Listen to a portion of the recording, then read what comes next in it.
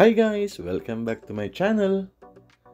Today, meron na naman tayong client na 2024 Toyota Hilux GR Sport. Itong Hilux po nila, bagong-bago lang po. Ang tinatakbo lang po nito, nasa 200 kilometers pa lang po. Ngayon, pinag-iisipan ni client kung magsa size 20 po siya ng mags or i-retain po yung stock mags.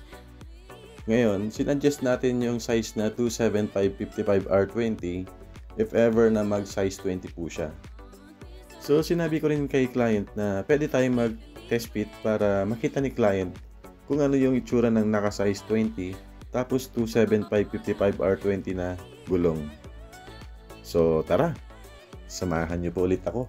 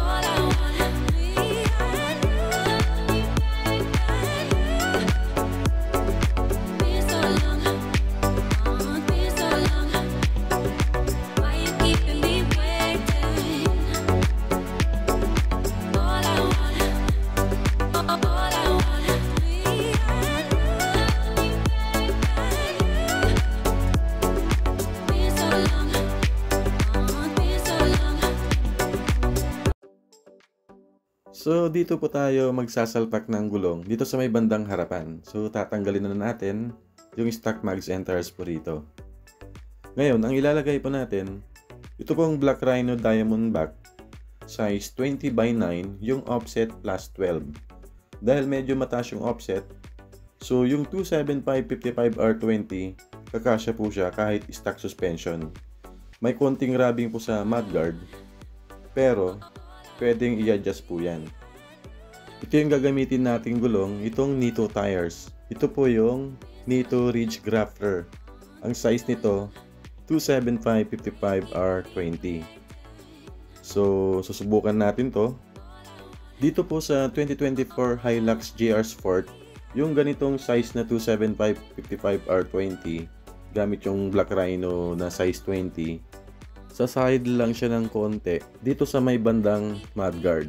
So pwede nating i-adjust po yan, kagaya ng ginagawa natin pag ginagamit po yung stock mags tapos naglalagay tayo ng mas malaking gulong. Ayaw ni client kasi medyo manipis daw yung gulong pag nag size 20, so gusto niya i-retain po yung stock mags.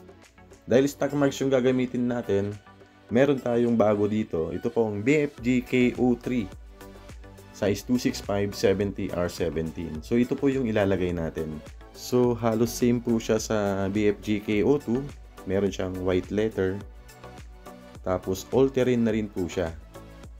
Ngayon, yung ganitong size na KO3, it fly lang po siya. So mas maganda yung riding comfort nito compare dun sa KO2 na naka 10 ply sa ganitong size na 265/70R17. Ito po, tatanggalin na natin lahat ng mga gulong para ma-dismount yung gulong dun sa stock mags. Tapos ilalagay po natin yung size na 265/70R17 na BFG KO3. Ngayon, dito po sa 2024 Hilux GR Sport, kahit stock mags po yung gamit natin, yung 265/70R17, magra-rubbing po siya sa mudguard. So, i-adjust po natin yan. May ginabitan din tayo na Hilux G na 2023. Size 17 yung stock mags po niya. Yung 265/70R17, ang kinabit po namin yung Nitto Ridge Grafter, hindi po siya sumayad. Actually po, yung ganitong 265/70R17, dun sa mga Hilux G na 2017 to 2023, hindi sumasayad yung ganitong size na 265/70R17. Yung specs ng GR Sport na stock mags tapos yung Hilux G, Parehas po silang 17 by 7.5. Tapos yung offset plus 30. For example, ito ang stock mags ng Hilux GR Sport 2024. Pag kinabit po natin sa Hilux G na 2023 or mas mababang model, yung 26570R17 hindi po siya sasayad. Dito lang po sa 2024 GR Sport nagrarabing yung ganitong size kahit gamit po yung stock mags. Ito po, na-mount na po natin yung mga gulong. So, lalagyan na lang natin siya ng hangin. Tapos, i-gauge po natin ng 32 PSI harap at likod na po. Tapos, i-wheel balance din po natin siya para pagdating sa high speed po, wala po siyang vibration or yung wiggle. Ito po, maglalagay tayo ng mga tingga para mag 0-0 po siya at ma-wheel balance po yung gulong. So ayan po, nag 0-0 na po siya. So ngayon, bago po natin ikabit yung gulong dito sa sasakyan po nila, ito yung madalas nating i-adjust po. Itong mudguard. So kahit stock mags po yung gamit, sasayad po dyan. So i-adjust lang natin. At wala naman po siyang body mount chop. Dito naman sa stock na UCA, hindi po nasasayad yung gulong po dyan. Ganon din po dito sa may bandang harapan, sa may bumper, hindi nasasayad yung gulong po dyan. So doon lang tayo sa mudguard mag-a-adjust. May mga ibang client ako, sa ibang shop po sila nagpa-install ng ganitong size na 26570R17. Kasi medyo nalalayuan po sila dito po sa shop. Ngayon, hindi nila ina-adjust po yung mudguard. So sumasayad po yung gulong. So dinadala po nila sa shop para i-adjust po namin yung mudguard. So pag check po namin dun sa mudguard, medyo sira na po yung mudguard kasi malaki yung sayad.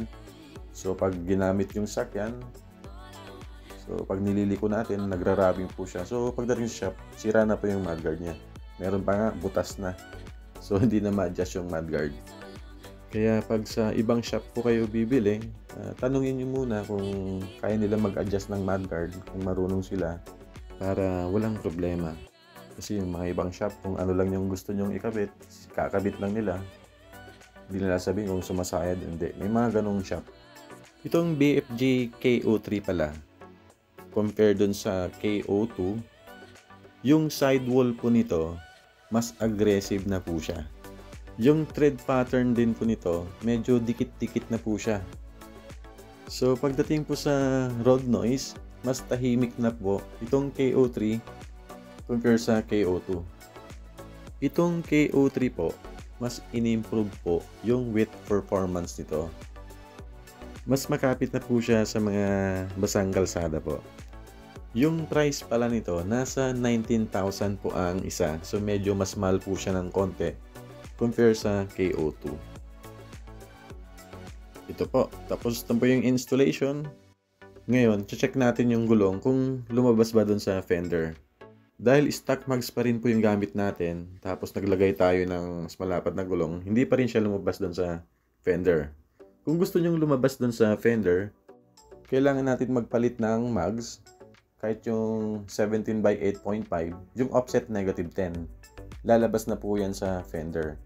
Pero ang size na gulong na ilalagay natin, 26565R17 lang po. Tapos, i-adjust pa natin yung mudguard. So, ito na po yung Toyota Hilux GR Sport nila na nilagyan po natin ng BFG KO3 size 26570R17. Gamit po yung stock mags. So, bagay na bagay po yung gulong na nilagay po natin dito po sa GR Sport po nila.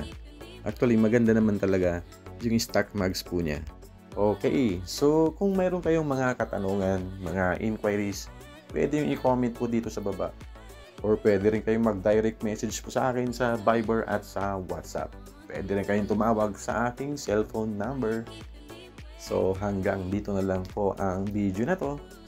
Kung nagustuhan mo ang video na to, please like and subscribe. Ride safe guys! Bye-bye!